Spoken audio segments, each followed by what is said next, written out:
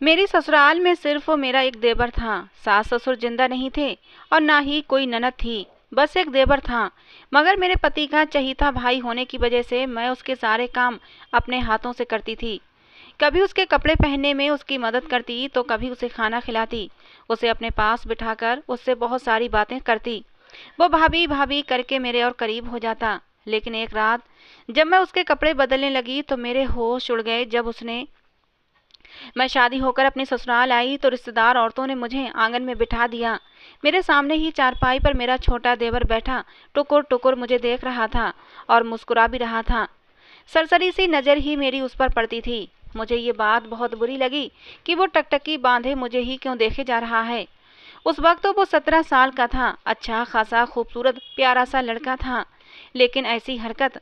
20 minute तक आस पड़ोस की और रिश्तेदार औरतें मेरे पास आती रहीं और मुझे मिठाई खिलाती रहीं। लेकिन मेरा देवर ना तो उठकर मेरे पास आया ना ही मुझसे कोई बात की। बस सामने बैठकर एकटक मुझे देखे जा रहा था। 2-4 बार मेरी नज़र उस पर पड़ी तो मैंने उसे खुद को देखते हुए ही पाया था। मैंने दिल में सोचा कि बड़ा ही बेशरम लड़का है। बड़ी भाभी तो माँ और बड़ी बहन के समान होती है। उसे जरा भी शर्म नहीं। ये कैसे सबके सामने बस मुझे ही तके जा रहा था। अब मेरे माथे पर बल पड़ने लगे थे और मुझे अपने देवर पर गुस्सा भी आने लगा था। भाई सम्मान नाम की भी कोई चीज़ होती है। मैं उसकी बड़ी भाभी थी और इस नाते उसका हक बनता था कि वो मेरे साथ इज्जत से पेश आए, मुझे सम्मान की नज़र से देखे। लेकिन वो तो बेशर्मों की तरह मुझे ताके ही जा रहा था। मैं अपने माथे पर बल डाले उसे घूरने लगी थी। लेकिन मेरे घूरने का भी उस पर कोई असर नहीं हुआ था। बड़े ही ढीठ अंदाज में वो बस मुझे ही देखे जा रहा था और धीरे धीरे मुस्कुराए जा रहा था। मुझे उसके यूं मुस्कुराने पर गुस्सा आने लगा था। खैर सारी रस्में ख़त्म हुई और मैं अपने कमरे में आ गई। मेरा मूड बहुत ख़राब हो चुका था। थोड़ी ही देर बाद मेरे पति सुमित भी कमरे में आ गए तो मैं बिल्कुल चुपचाप सी बैठी हुई थी। वो मेरे पास आकर बैठे तो मैंने उन्हें गुस्से से देखा था। मुझे यूं गुस्से में देखकर सुमित भी हैरान हो गए। कहने लगे, क्या बात है रीमा? फिर वो समझे कि शायद वो काफ़ी देर बाद कमरे में आए हैं, इसीलिए मैं इंतज़ार करते करते गुस्सा हो गई हूँ और उन्हें इस तरह गुस्सा दिखा रही हूँ। सुमित कहने लगे, मुझे माफ़ कर दो। असल में मेरे दोस्त आज मेरा पीछा ही नहीं छोड़ रहे थे। तुम तो जानती हो ऐसे मौक़ों पर दोस्तों की शरारतें चरम सीमा पर होती हैं। खैर फिर सुमित की तारीफ सुनकर मेरा मूड थोड़ा ठीक हो गया था।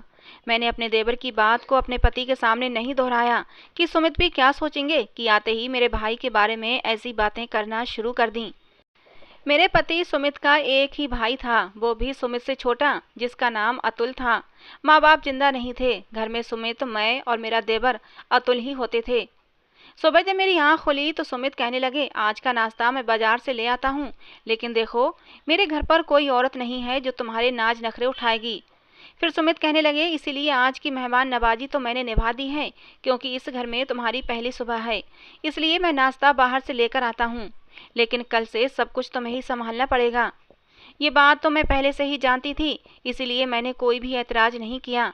मुझे पता था कि मेरी ससुराल में मेरे पति और मेरे देवर के अलावा कोई नहीं था, इसीलिए मैंने इस बात के लिए खुद को पहले से ही तैयार कर लिया था कि शादी के बाद नई नवेली बहू के जो नाज नखरे होते हैं वो मेरे नहीं उठाए जाएंगे। नई नवेली बहू के नाज नखरे तो तभी उठाए जाते हैं जब घर में सास और ननद होती है। लेकिन मेरी तो सास ननद कोई था ही नहीं, तो घर की सारी जिम्मेदारियां शादी के पहले दिन से ही मेरे ऊपर आ जानी थीं और उन्हें मुझे हर हाल में निभाना था। इसलिए मैंने सुमित की बात पर कोई भी ऐतराज़ नहीं उठाया। जैसे ही मैं नाश्ता करने के लिए बाहर आई तो बाहर टेबल पर मेरा देवर अतुल भी बैठा हुआ था। मैं उसके सामने बैठ गई। उसने मुझे हेलो किया, फिर मुझे देखकर मुस्कुराने लगा। जब सुमित टेबल के पास आए तो मेरे बजाय अतुल के पास बैठ गए और उसकी प्लेट में खाने पीने की चीज़ें डालने लगे, यहाँ तक कि रोटी के टुकड़े छोटे छोटे करके उसकी प्लेट में रखने लगे। मैं ये सब कुछ सामने बैठी देख रही थी और मुझे हैरत का झटका तो तब लगा जब सुमित ने एक एक टुकड़ा उठाकर सब्जी के साथ अतुल को अपने हाथों से खिलाना शुरू कर दिया। ये देखकर मुझे बहुत हैरत हुई थी और इससे ज़्यादा हैरत तो मुझे ये हुई कि अतुल अब भी सामने बैठा मुझे ही लगातार देखे जा रहा था। उसे तो अपने भाई की भी परवाह नहीं थी कि उसका भाई उसके बारे में क्या सोचेगा। और अब तो मुझे सुमित पर भी गुस्सा आने लगा था कि वो तो उसे रोक सकते थे। और फिर ये भी मुझे अजीब लग रहा था कि सुमित उसे खुद क्यों अपने हाथों से खाना खिला रहे हैं। वो कोई छोटा बच्चा तो नहीं था, 17 साल का लड़का था। क्या वो खुद नहीं खा सकता था? मैंने कहा, सुमित, अतुल खुद भी खा सकता है, आप अपना नाश्ता करें। मेरी बात सुनकर सुमित ने जो बात कही, मेरे होश उड़ के रह गए थे। मैं तो सोच भी नहीं सकती थी कि सच्चाई ये भी हो सकती है। मैं तो कुछ और ही समझ बैठी थी।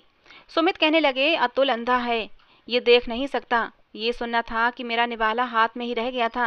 मैंने बड़ी हैरत से उसे देखा था। अच्छा खासा खूबसूरत लड़का था। उसकी आंखें भी लाइट ग्रीन कलर की थीं, बेहद खूबसूरत। जो उसको एक बार गौर से देखता उसकी आंखों में डूब जाता। मुझे ना जाने क्यों बहुत दुख हुआ और अफसोस भी था कि उसकी आंखों में रोशनी नहीं थी, वो देख नहीं सकता था। और कल कल से मैं ना जाने उसे कितना भला बुरा कह चुकी थी। अब मुझे खुद से ही गिल्टी फील होने लगी थी। मैंने कहा, सॉरी अतुल, मुझे माफ़ कर दो। मैं तुम्हारे बारे में ना जाने क्या सोच बैठी थी। मेरी बात सुनकर अतुल मुस्कुराया। कहने लगा, अच्छा भाभी, आप मेरे बारे में क्या सोच रही थीं? जरा मैं भी तो सुनूं। अब मैं अतुल को क्या बताती कि मैं उसके बारे में कितना गलत सोच रही थी। मैंने कहा, कुछ नहीं, बस मुझे नहीं पता था कि तुम्हारी आंखें नहीं हैं, इसलिए बस ऐसे ही मैंने अपनी बात अधूरी छोड़ दी थी। सुमित के चेहरे पर दुख के बादल छाने लगे थे। सुमित बताने लगे कि अतुल बचपन से ही अंधा है। जब अतुल का जन्म हुआ उस समय भी उसकी रोशनी बिल्कुल ना के बराबर थी। हालांकि उस समय डॉक्टरों ने उम्मीद दिलाई थी कि हो सकता है अतुल की रोशनी वापस आ जाए, लेकिन समय गुजरने के साथ साथ अतुल की रोशनी बिल्कुल चली गई। अब वो बिल्कुल अंधा हो चुका है, बिल्कुल भी देख नहीं सकता। इसका बहुत इलाज करवाने की कोशिश की, लेकिन डॉक्टर कहते हैं कि ऑपरेशन से भी कोई फायदा नहीं होगा। सुमित ने बताया कि इसके सारे काम मैं खुद करता हूँ। अपने से पीछे से अतुल का ध्यान रखने के लिए मैंने एक कामवाली भी लगा रखी थी, लेकिन अतुल उस औरत को बिल्कुल भी पसंद नहीं करता था। लेकिन मेरी मजबूरी थी, क्योंकि मैं दिन भर अतुल का ध्यान नहीं रख सकता था। मैं ऑफिस चला जाता तो वो औरत अतुल का ध्यान रखती थी, लेकिन जैसे ही शादी हुई मैंने उस औरत को निकाल दिया है। और देखो, अब तुम आ गई हो तो ये तुम्हारी जिम्मेदारी है। तुम अतुल को अपना छोटा भाई समझकर इसके सारे काम किया करना। मैंने कहा, ठीक है, लेकिन मुझे बेहद अफसोस हुआ ये सुनकर कि अतुल देखने में कितना खूबसूरत है। कितना अच्छा होता कि ये देख भी सकता। मेरी बात पर सुमित की आंखों से आंसू छलक पड़े थे। अतुल कहने लगा, भाभी, मेरी बड़ी इच्छा थी कि मैं आपको देख पाता, लेकिन देखें मेरी बदकिस्मती, मेरी एक ही भाभी हैं और मैं उन्हें देख भी नहीं सकता। कुछ देर पहले जो मेरे दिल में अतुल के लिए नफरत के जज्बात थे, अब वो हमदर्दी में बदल चुके थे। मैंने अपने दिल में इरादा कर लिया था कि मैं अतुल की दिल लगाकर सेवा करूंगी। अतुल अंधा है तो क्या हुआ, वो अपने काम खुद से नहीं कर सकता तो क्या हुआ, मैं उसके सारे काम अपने हाथों से करूंगी। लेकिन मेरे होश उस समय उड़े जब सुमित ने अपनी ड्यूटी ज्वाइन की। जब वो अपने काम पर जाने लगे तो मुझसे कहने लगे कि अतुल को खाना तुम अपने हाथों से खिलाओगी और उसके कपड़े पहनने में भी तुम ही उसकी मदद करोगी। खाने का तो सुनकर मुझे लगा ठीक है, लेकिन कपड़े, ये सुनकर तो मेरा दिमाग थोड़ा सा चकरा गया था। मैंने कहा, सुमित, ये तुम क्या कह रहे हो? मैं कैसे उसे कपड़े पहनने में मदद कर सकती हूँ? वो कपड़े खुद भी तो पहन सकता है। सुमित मुझे समझाने लगे, देखो, अतुल देख नहीं सकता, उसे क्या पता कौन सा कपड़ा सीधा है और कौन सा उल्टा। वो ढंग से खुद से कपड़े नहीं पहन सकता। बचपन से लेकर अब तक मैं ही उसे अपने हाथों से कपड़े पहनाते आया हूँ। अब तुम कम से कम उसकी मदद तो कर ही सकती हो, और छोटे भाइयों की तरह उसे कपड़े पहनने में उसकी मदद कर दोगी तो इसमें गलत क्या है? अब मैं ऑफिस के काम संभालूं या अतुल को संभालूं, खैर तुम खुद मैनेज कर लेना। ये कहकर सुमित चले गए। मैं बेहद परेशान थी। ये सोच रही थी कि क्या करूं और क्या नहीं, कि तभी मुझे अतुल के कमरे से अतुल की आवाज़ आई। वो भाभी भाभी कहकर मुझे बुला रहा था। मैं उसके कमरे में गई तो वो पैंट और बनियान पहने खड़ा था। कहने लगा, शर्ट मुझे पकड़ा दो, ना जाने भाई ने कहाँ रख दी है। पूरे बेड पर हाथ मार मार के देख चुका हूँ, लेकिन समझ नहीं आ रहा कि शर्ट कहाँ पर है। मैंने वो शर्ट उसे पकड़ा दी जो कि सोफे पर पड़ी हुई थी। मैं अतुल को शर्ट पहनते हुए देख रही थी। उसने शर्ट तो पहन ली थी, लेकिन अब उससे बटन नहीं लग रहे थे, आड़े टेढ़े बटन लगा रहा था। मजबूरन मुझे ही आगे बढ़ना पड़ा। मैंने कहा, तुम छोड़ो, मैं तुम्हें बटन बंद करके दे देती हूँ। मैंने उसकी शर्ट के बटन बंद किए तो वो एकदम से खुश हो गया। कहने लगा, भाभी, मेरे बाल भी बना दें। मैंने ड्रेसिंग टेबल से कंघा लिया और उसके बाल भी बनाने लगी। अतुल कहने लगा, भाभी, मुझे अपने हाथ दें। मैंने कहा, वो क्यों? अतुल कहने लगा, दे तो सही। मैंने डरते डरते उसे अपना हाथ उसके हाथों में थमा दिया। मैं सोच रही थी कि वो क्यों मेरा हाथ पकड़ना चाहता है। उसने अपने दोनों हाथों में मेरा हाथ पकड़ा और कहने लगा, आपका बहुत बहुत धन्यवाद। ये कहकर उसने मेरा हाथ छोड़ दिया। अतुल कहने लगा, भाभी, मैं आपको देख तो नहीं सकता, लेकिन कम से कम महसूस तो कर सकता हूँ। इसीलिए आपका हाथ पकड़कर मैं आपको महसूस करना चाहता था कि भाभी कैसी होती हैं।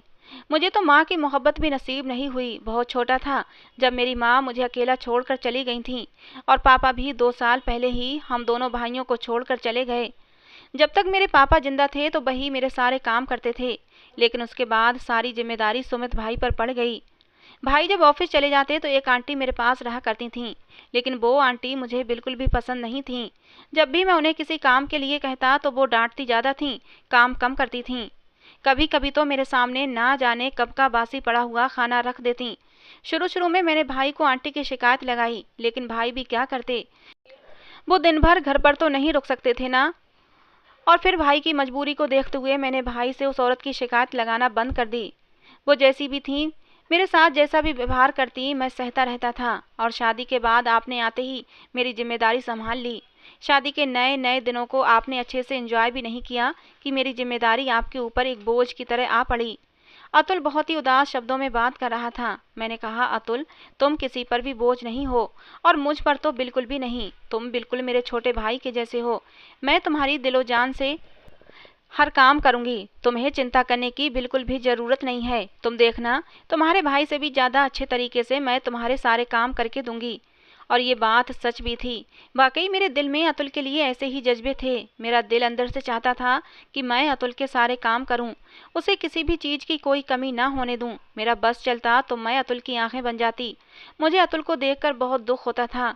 अच्छा भला खूबसूरत नौजवान लड़का कैसे दूसरों का मोहताज था, अपना खुद का काम नहीं कर सकता था। उसे नहीं पता ये दुनिया कितनी खूबसूरत होती है।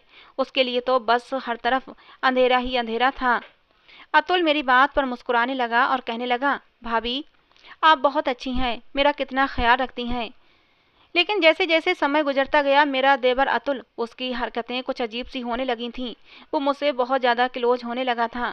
जब देखो मेरे करीब आने की कोशिश करता, हर वक्त मुझसे बात करने की कोशिश करता। अगर मैं किचन में काम करती होती तो किचन में आकर खड़ा हो जाता और मुझसे ना जाने कहाँ कहाँ की बातें करता रहता। मैं अपने कमरे में लेटी आराम कर रही होती तो वो मेरे कमरे में बेधड़क चला आता और मेरे बेड पर बैठकर मुझसे बातें करने लगता। कहता, भाभी, मैं बहुत अकेला फील करता हूँ। आपसे बातें करता हूँ तो मेरा दिल बहल जाता है। मेरे दिल को बहुत सुकून मिलता है। ऐसा लगता है जैसे मैं किसी अपने से बातें कर रहा हूँ। शुरू शुरू में तो मैंने भी सोचा कि चलो, अतुल जिस काम से खुश है उसे करने दो। लेकिन अब तो अतुल मेरे बहुत ज़्यादा करीब होने लगा था। अब तो वो आप से तुम पर उतर आया था। वो मुझे तुम कहकर बुलाने लगा था। अब वो खुद से मुझे आवाज़ लगाता कि भाभी मेरे पास आएं और मुझे शर्ट पहना दें। मुझसे बटन सही से बंद नहीं होते। कभी कहता तौलिए से मेरे बाल सुखा दें। अपने बाल सुखाने का काम तो वो खुद भी कर सकता था। और फिर कहता मेरे बाल भी कंघी कर दें। खाना उसके सामने रखती तो कहता अपने हाथों से खिलाओ। मुझे तो लगा था कि बस एक देवर है और एक पति, मुझे तो घर में कोई काम ही नहीं होगा। लेकिन मैं तो अतुल की वजह से घन चक्कर सी बनकर रह गई थी। अभी किचन में खड़ी बर्तन धो रही थी कि तभी वो भाभी भाभी चिल्लाने लगा। मैं भागकर उसके कमरे में गई। मैं उसके इस तरह अचानक चिल्लाने पर डर गई थी। मैंने बदहवास होते हुए पूछा, अतुल, क्या हुआ? तुम इतनी तेज मुझे आवाज़ क्यों लगा रहे थे? तुम ठीक तो हो ना? मुझे इस तरह परेशान देखकर वो तो हंसने लगा और हाथ में मोबाइल पकड़े हुए कहने लगा, मेरे साथ बैठकर ये चुटकुला तो सुनो, कितना फनी है। वो देख तो नहीं सकता था लेकिन सुन सकता था, इसलिए मोबाइल पर किस्से, कहानी और चुटकुले सुनना उसका सबसे बड़ा शौक था। मैं कहती कि तुम सुन रहे हो ना तो खामोशी से सुनते रहो। मुझे ये बताओ कि मैं बर्तन धोऊं, खाना बनाऊं या फिर तुम्हारे साथ बैठकर ये चुटकुले सुनूं। मैंने बड़े प्यार से उसे डांटा था और ये एहसास भी दिलाया था कि मुझ पर बहुत ज़्यादा जिम्मेदारियां हैं। वो मेरी बात सुनकर हंसने लगा, कहने लगा, मेरे पास बैठें और मेरे साथ चुटकुले सुना करें। तुम मेरे पास बैठी रहती हो तो मुझे बहुत अच्छा लगता है। काम का क्या है, छोड़ें काम को, काम भी कभी ख़त्म हुए हैं। मैं कुछ देर के लिए उसके बराबर में बैठ गई। मैंने कहा, अच्छा चलो ये बताओ, अब तुम्हें भूख लगेगी तो क्या खाओगे? मेरी बात सुनकर वो हंसने लगा और कहने लगा, तुम्हारा दिमाग खाऊंगा। ये कहकर वो और भी जोर जोर से हंसने लगा। मैं एकदम से उठकर खड़ी हुई। मैंने कहा, खबरदार, अब जो तुमने मुझे आवाज़ दी, समझे? बस मुझे किसी ज़रूरी काम के लिए ही बुलाया करो, बाकी मुझे अपना काम भी करना होता है। देखो, अभी खाना भी बनाना है, तुम्हारे भैया भी किसी भी समय घर आ सकते हैं। आज वो राजमा चावल बनाने के लिए कहकर गए हैं और अभी तक देखो राजमा उबले भी नहीं हैं। और तुम्हें भी तो राजमा चावल पसंद है ना? और तुम्हें क्या पता ये बनाने में कितना समय लग जाता है, और ऊपर से इतनी गर्मी है, किचन में खड़ा भी नहीं हुआ जा रहा। ये कहकर और अतुल को समझाकर मैं बाहर चली गई। 3-4 घंटे लग गए थे मुझे किचन समेटते समेटते। मैंने खाना बनाया और किचन से बाहर आई तो मेरा दिमाग फिर से खराब हुआ था। पूरा घर गंदा पड़ा हुआ था। घर की सफाई करते करते ख्याल आया कि चलो अतुल के कमरे की भी सफाई कर देती हूँ। लेकिन जैसे ही मैं अतुल के कमरे में दाखिल हुई तो वो चीज़ों को टटोल टटोल कर अपना कमरा खुद साफ कर रहा था।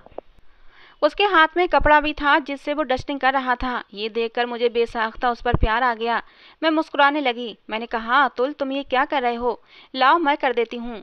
मैंने उसके हाथ से कपड़ा लिया और अतुल कहने लगा, नहीं भाभी आप थक जाएंगी। मुझे बहुत बुरा लग रहा है कि सारे काम भाई ने आपके सर डाल दिए हैं। भाभी ऐसा करें कि मुझे बता दिया करें, छोटे मोटे काम तो मैं कर ही सकता हूँ। वो बड़ी संजीदगी से और बहुत ही चिंतित से शब्दों में कह रहा था। मैंने कहा, कुछ भी करने की ज़रूरत नहीं है तुम्हें, तुम बस बैठे रहा करो, बस मेरा दिमाग मत खाया करो। तुम मुझे बेवजह अपने पास बुलाते रहते हो तो मेरा टाइम वेस्ट हो जाता है और घर के काम भी नहीं निपटा पाती। मैंने उसका हाथ पकड़कर उसे बेड पर बिठा दिया और मोबाइल उसके हाथ में थमा दिया। मैंने कहा, तुम बस ये वीडियो सुना करो। मैंने उसे एक वीडियो लगा दी जिसमें कुछ कहानी और चुटकुले वगैरह सुनाए जा रहे थे।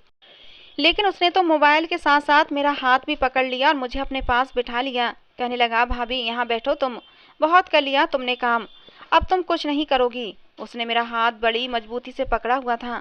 मैंने कहा, अतुल ये क्या हरकत है? मेरा हाथ छोड़ो, शाम हो गई है और मुझे अभी रोटियां भी बनानी है। तुम बताओ, चाय भी बना लेती हूँ। तुम चाय के साथ क्या खाओगे? तुम्हारे लिए कुछ फ्राई कर दूँ? अतुल कहने लगा, कुछ नहीं खाना मुझे, आप मुझे अपने साथ किचन में लेकर चलें, बस मुझे बताएं कि चाय कैसे बनाते हैं। मैं भी कभी कभी आपके लिए चाय बना दिया करूँगा। मैंने कहा, तुम मेरी चिंता छोड़ो, तुम्हें कोई ज़रूरत नहीं है कि तुम मेरे लिए चाय बनाओ। मुझे बिल्कुल भी अच्छा नहीं लगेगा जब तुम मुझे चाय बनाकर दोगे।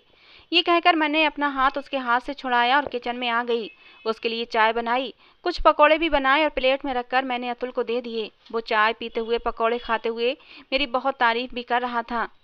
दिन धीरे धीरे यूं ही गुजर रहे थे। अब मुझे अतुल के काम करने की आदत सी लग गई थी। अतुल भी अब मेरी बात को समझ गया था। वो बिना किसी वजह अब मुझे अपने कमरे में नहीं बुलाया करता था। लेकिन जब उसे कपड़े पहनने होते, बाल कंघी कराने होते या कोई ज़रूरी काम होता तो वो मुझे आवाज़ दे लिया करता था और मैं भी उसके सारे काम खुशी खुशी कर दिया करती थी। लेकिन एक दिन जो हुआ उसने मेरे होश उड़ा के रख दिए थे। उस दिन मुझे सुबह से ही बुखार था, लेकिन सुमित को मेरी कोई परवाह नहीं थी। बस मुझे बुखार की दवा देकर वो ऑफिस चले गए। कहने लगे कि देखो तुम बीमार मत पड़ा करो, मेरा सारा घर उलट पुलट हो जाता है। फटाफट से बुखार की गोली खा लेना और देखो खाना घर पर ही बनाना। जैसे ही तबीयत ठीक लगे खाना बना लेना। दोपहर को भी मुझे ऑफिस का वो बदमजा खाना खाना पड़ता है और घर आकर मैं बाजार का खाना बिल्कुल भी नहीं खा सकता। सुमित के सामने तो मैंने कह दिया कि ठीक है मैं खाना बना लूँगी, लेकिन बुखार की दवा खाने के बावजूद भी मेरा बुखार कम नहीं हो रहा था। शायद मेरे गले में भी इन्फेक्शन हो गया था, क्योंकि गले में बहुत तेज़ दर्द हो रहा था और बुखार तो कम होने की बजाय और बढ़ता ही जा रहा था। मैं अपने कमरे में बेसुध लेटी हुई थी। तभी कमरे पर दस्तक हुई और फिर दरवाज़ा खोलकर अतुल मेरे सामने खड़ा था। मैंने बहुत मुश्किल से अपनी आंखें खोलकर अतुल को देखा था।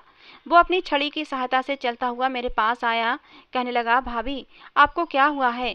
आपने अभी तक मेरा नाश्ता भी नहीं बनाया। देखो मुझे बहुत तेज़ भूख लगी है। मैंने कहा, अतुल मेरी तबीयत ठीक नहीं है, मुझे बुखार है। मेरे मुंह से बुखार शब्द सुनते ही अतुल परेशान हो उठा। वो मेरे करीब आया और कहने लगा, भाभी आपने दवा क्यों नहीं ली? मैंने कहा, अतुल देखो मुझे बिल्कुल भी उठा नहीं जा रहा, मैं कैसे तुम्हारा नाश्ता बनाऊंगी?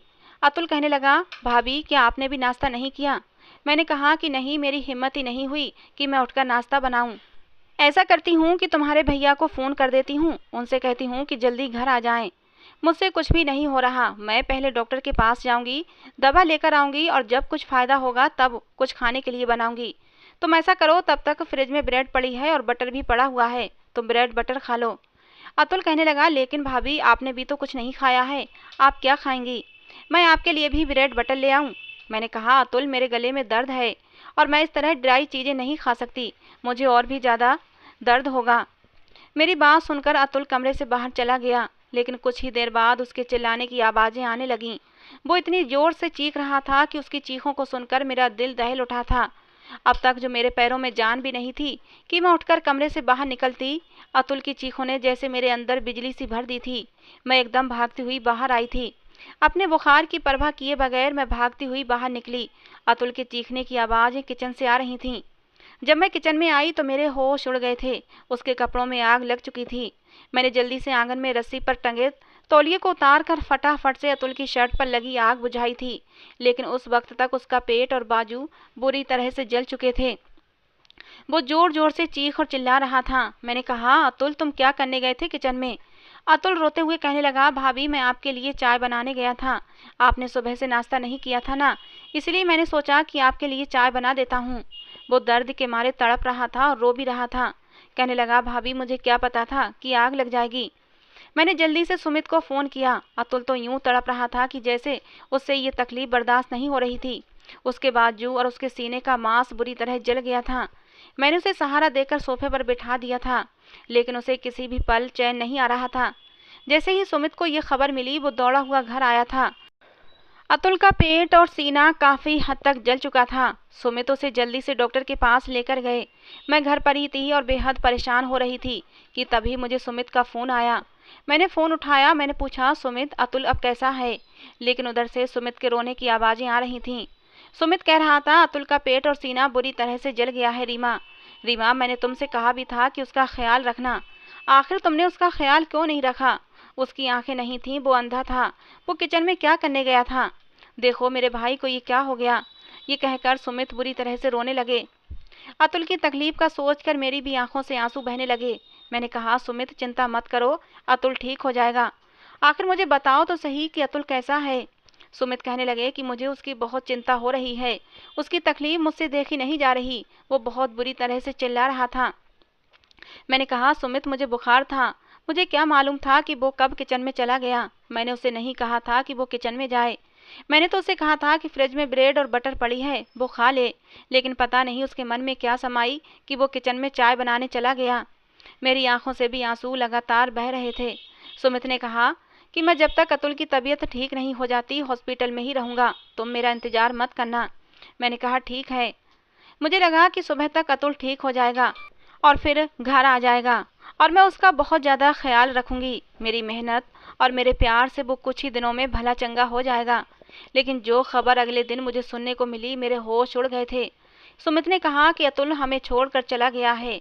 ये सुनना था कि मैं एकदम से चीख मार कर रो पड़ी थी। मैंने कहा, सुमित ये आप क्या कह रहे हैं? उसको तो बस जरा सी आग लगी थी। उसे कैसे कुछ हो सकता है? वो कैसे मर सकता है? मैं रोए जा रही थी। सुमित भी रो रहे थे। कहने लगे, आग उसके दिल तक पहुंच गई थी।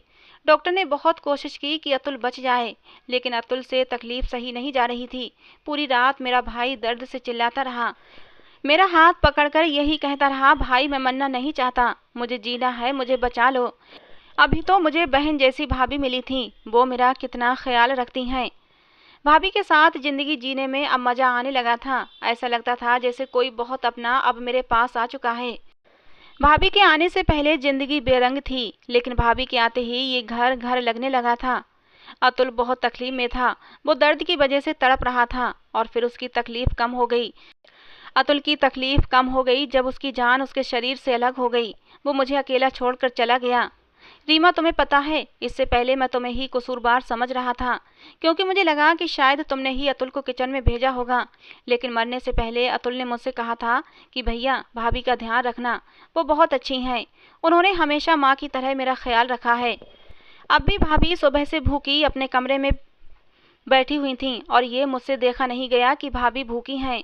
मैं उनके लिए किचन में चाय बनाने गया था, लेकिन मुझे क्या पता था कि आग मेरे कपड़ों में लग जाएगी। अगले दिन ही सुमित डेथ बॉडी के साथ घर वापस आ चुके थे। अतुल की मौत से सुमित बिल्कुल टूट के रह गए थे और मुझे तो ऐसा लगता था कि ये कोई हकीकत नहीं, बल्कि मैं कोई भयानक सपना देख रही हूँ। मुझे तो विश्वास ही नहीं हो रहा था कि अतुल इस तरह अचानक हमें छोड़कर जा सकता है। ये सदमा हम दोनों पति पत्नी के लिए बहुत बड़ा था। मुझे अक्सर घर में अतुल की भाभी भाभी पुकारने की आवाज़ें आती थीं। मैं भागकर जब उसके कमरे में जाती तो खाली कमरा देखकर मैं फूट फूट कर रोने लगती। कभी मुझे लगता कि वो हंस रहा है, कह रहा है, भाभी छोड़े ना सारे काम, मेरे पास आकर बैठे, मैं आपको चुटकुला सुनाता हूँ। काफ़ी समय लग गया था अतुल की याद से उभरने में और फिर कुछ महीने के बाद मैं उम्मीद से हुई थी। सुमित मेरा बहुत ज़्यादा ध्यान रखते थे, लेकिन ये पूरा समय मैंने अतुल की याद में रोते हुए ही गुजारा था। अतुल मेरा कुछ नहीं लगता था।